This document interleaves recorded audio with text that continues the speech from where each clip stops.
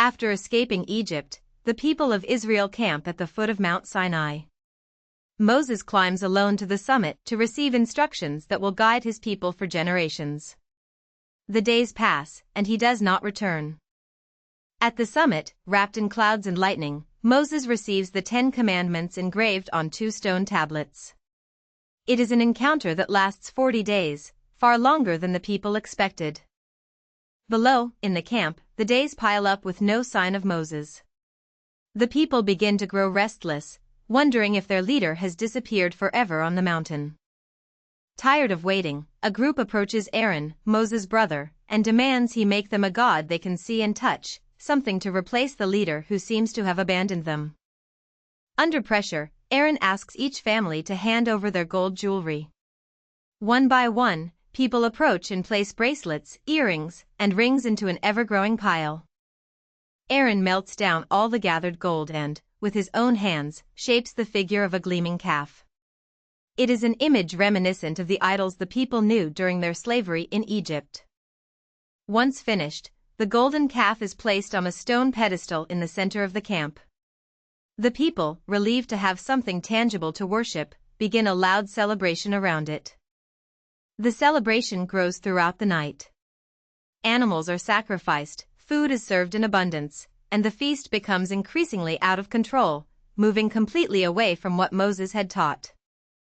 At the mountain's summit, Moses receives a warning. While he was receiving sacred instructions, his own people were already worshipping a golden figure made by their own hands. Moses descends the mountain carrying the 2 stone tablets. From far away, before reaching the camp, he can already hear the shouting, the drums, and the noise of a celebration that should not be happening. Upon reaching the camp, Moses stops dead in his tracks. Before him, the people dance around the golden calf exactly as the Egyptians did with their own idols. Furious and deeply disappointed, Moses raises the stone tablets above his head and lets them fall to the ground, shattering them in front of everyone. It is the image of a covenant broken in a matter of seconds. Moses goes directly to his brother and demands an explanation.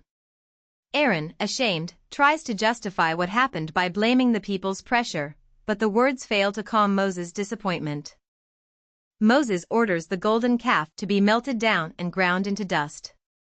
The very figure the people had celebrated hours earlier is now completely destroyed before their own eyes. The entire camp falls into a heavy silence. The euphoria of the celebration turns into collective shame, as the people begin to understand the gravity of what they just did. Moses climbs the mountain again, this time to plead for forgiveness on behalf of his people. He spends another 40 days at the summit, interceding for a nation that just broke its most important promise. At the end of those 40 days, Moses receives 2 new stone tablets with the same commandments. It is a second chance the people had not earned, but received nonetheless. This time, Moses comes down the mountain with a face radiating something different. His own face glows after so much time in divine presence, so much that he must cover it with a veil before the people.